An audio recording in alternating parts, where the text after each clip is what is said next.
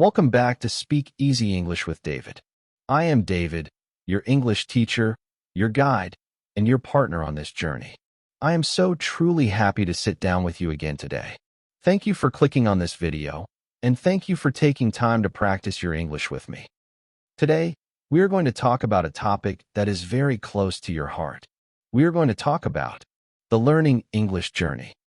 Learning a language is not a race. It is not a test that you must finish quickly. Learning English is a beautiful journey. It is like walking through a large, wonderful forest. Every day, you take a few small steps. Every day, you learn a new word, you understand a new sentence, and you plant a seed of confidence in your mind. Sometimes, you might look at the mountain ahead and think, "Oh, the top is too high. I will never speak perfectly." But my friend, you do not need to be perfect today. You only need to be a little bit better than you were yesterday. Every mistake you make is a sign of progress. Every time you feel confused, but keep listening anyway, your brain is growing stronger. Your English journey is unique, it is special, and it is a path to a brighter future. In our lesson today, we are going to listen to an inspiring story about a man named Leo. Leo lives in a sunny town near the ocean. He works as a tour guide at a small local museum, but his English is very basic. One day, a large group of international travelers arrives unexpectedly, and Leo must guide them. We will hear about his nervousness, his mistakes, and how his slow, steady journey gives him the ultimate power to connect with the world. As always, I am going to speak very slowly and very clearly. I will use very simple grammar and easy words so your mind can completely relax. You do not need to feel stressed or anxious. Just sit back, listen with a calm heart, and let the English words wash over you peacefully. After the story, we will do our special repeat after me speaking practice. So, please, take a very deep breath in, let the air out slowly, and let's begin. It is a warm, beautiful Tuesday morning.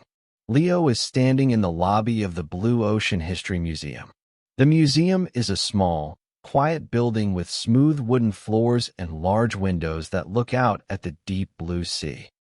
Leo is 28 years old. He has an open, friendly face, kind brown eyes, and he is wearing a neat green polo shirt with his name tag. Leo loves history, and he loves his town. He has been working at this museum for 2 years. Leo has a big goal in his life. He wants to speak English fluently. He wants to talk to people from different countries, share stories, and make new friends from all over the world. But right now, Leo is a beginner. His vocabulary is small, and his grammar is basic. Every evening after work, Leo sits at his small wooden desk at home. He opens a blue notebook, turns on a language video, and studies English for 30 minutes. He writes down simple words like castle, ocean, captain, ship, and history. Sometimes, he feels very frustrated. He listens to native speakers on television and thinks, they speak so fast. It sounds like a rushing river. I will never understand them. My English journey is too slow. But Leo does not stop. He remembers the words of his mother. His mother always told him, "Leo, a big house is built with small bricks. You cannot build a wall in 1 second.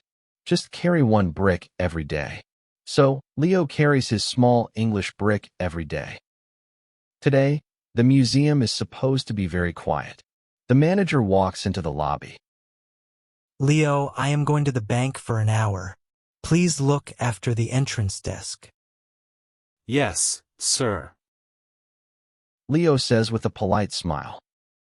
10 minutes pass. The museum is silent. Leo can hear the gentle sound of the ocean waves outside the open windows. Suddenly, the front glass doors slide open. A large, loud group of 20 people enters the lobby.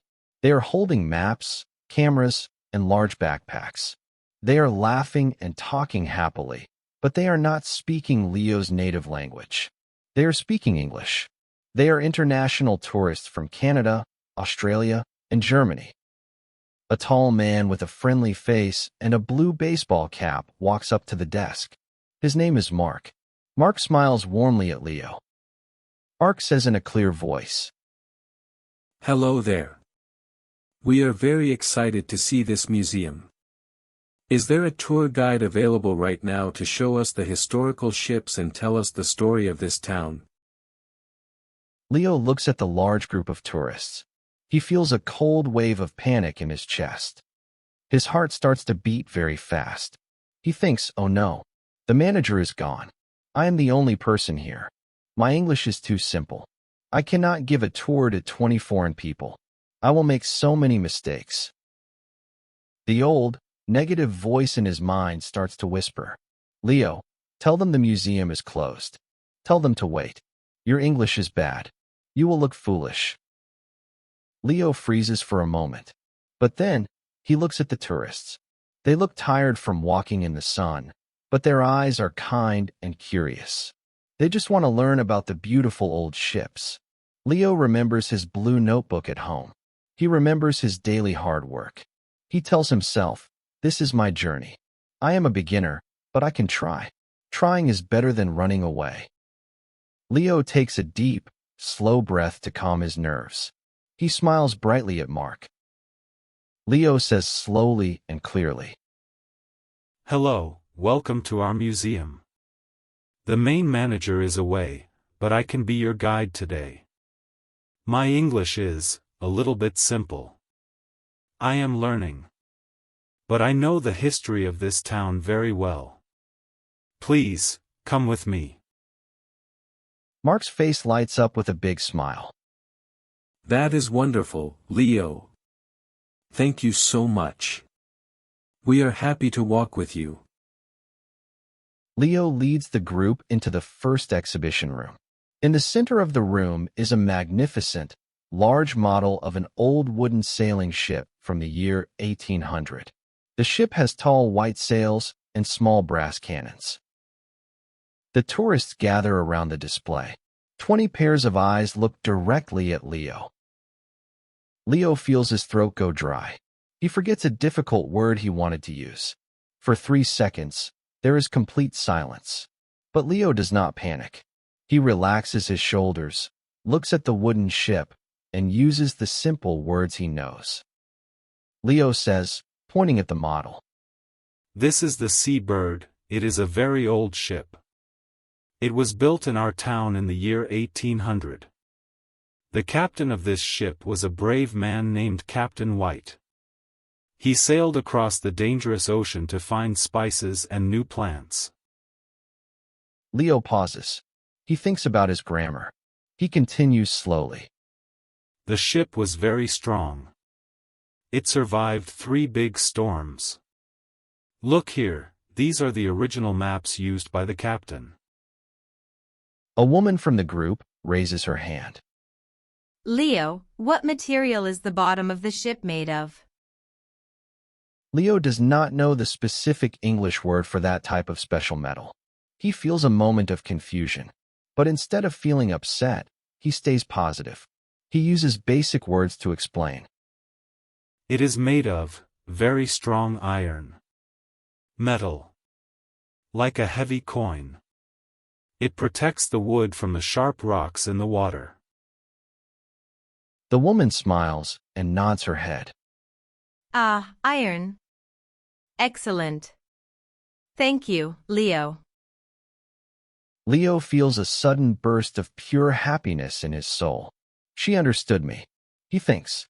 My simple words worked. They move to the next room. This room has old oil paintings of the town from 100 years ago. Leo shows them the paintings.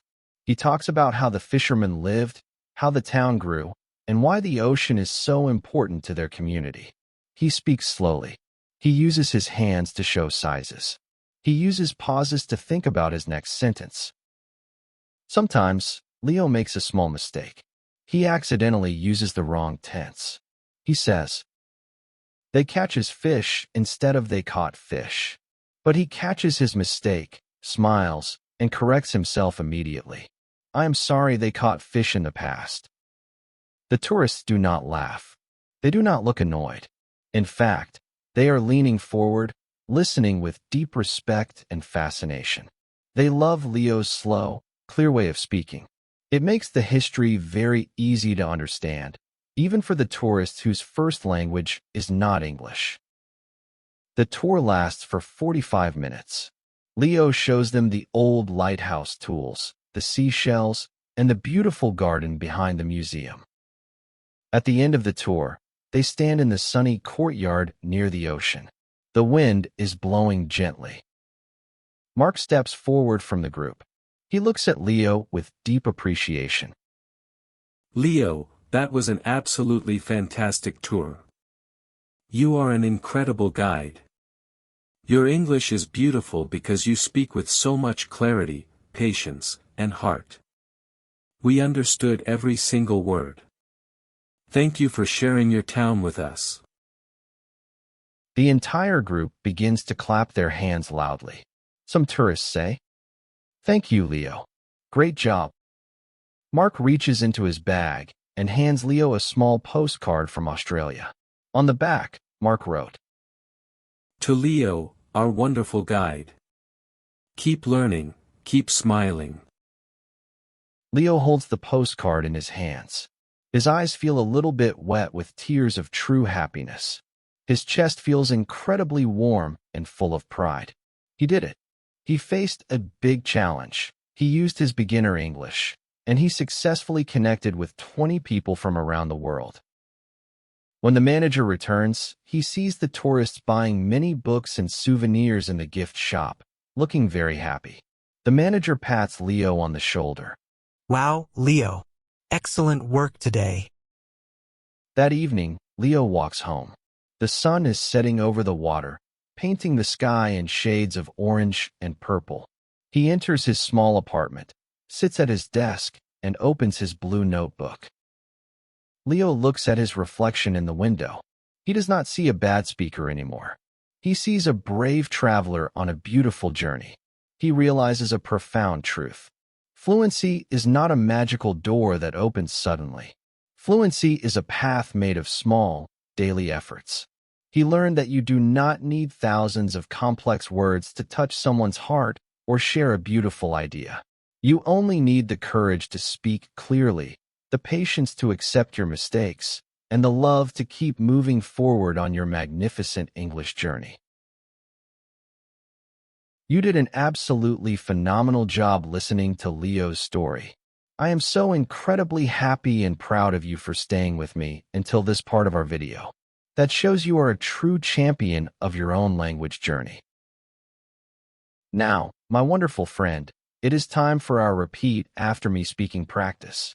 This is the moment where we unlock your voice. We want to take these beautiful, simple English patterns and make them a permanent part of your speech. Speak out loud with confidence. Remember, mistakes are just beautiful footprints on your path to success. I will say a simple, encouraging sentence about learning and growing. I will pause, and you must repeat the sentence out loud in a clear, relaxed, and strong voice. Let's practice together. Learning English is a beautiful journey. I am proud of my progress today. Every small step is a victory. Mistakes help my brain grow stronger. Please show me the old wooden ship. I speak English slowly and clearly. My confidence is growing every day. Let's carry one small brick together. I can understand simple English words. Tomorrow will be even better than today. I am not afraid of making mistakes. The tourists are smiling at me. I am building a magnificent future. Thank you for practicing English with me. Now, my friend, I am going to tell a short part of Leo's story again. This time, I will speak at a natural, slightly conversational speed. Do not get discouraged if you miss a few individual words. Just relax your ears, trust your brain, and focus on the natural rhythm and melody of the conversational English sentences. Leo was an enthusiastic 28-year-old museum guide who felt very insecure about his basic English skills, but he was forced to step out of his comfort zone when a large group of international tourists arrived while his manager was away. Although he initially felt a huge wave of panic and wanted to run away, he remembered his commitment to his daily studies and chose to face the challenge with courage. He spoke slowly, using very simple grammar and basic vocabulary to explain the fascinating history of the old wooden ships and fishermen. Whenever he couldn't remember a complex technical term, he stayed positive and used easy descriptions, and he even corrected his own minor grammatical errors with a friendly smile. The tourists were absolutely delighted by his clear, heartfelt presentation and gave him a huge round of applause at the end of the tour, leaving Leo with a profound sense of pride and a realization that consistency is the true key to fluency on his language journey. You did an absolutely magnificent job today. I am so incredibly happy and deeply proud that you stayed, listened to the story, and practiced your pronunciation with me until the very end of this entire lesson. You are a truly wonderful student. Learning to speak English is exactly like Leo's tour at the museum. Right now, you might feel like your vocabulary is like a small box of tools, or your sentences might feel a bit stiff and slow. You might listen to fast native speakers and feel a little bit small. But please, remember Leo today. Your language journey is a beautiful story that you are writing day by day, hour by hour, brick by brick. By watching this video today, by relaxing your mind, and by speaking these sentences out loud, you have added a magnificent new brick to your English house. Be incredibly patient with your beautiful mind. Celebrate your small steps, because those small steps are creating a giant road to your ultimate success. You are doing a wonderful job. Thank you so much for spending this peaceful, relaxing, and motivating time with me, David, here on Speak Easy English with David. If Leo's story brought warmth to your heart and helped you feel more confident about your English today, please click that like button right now.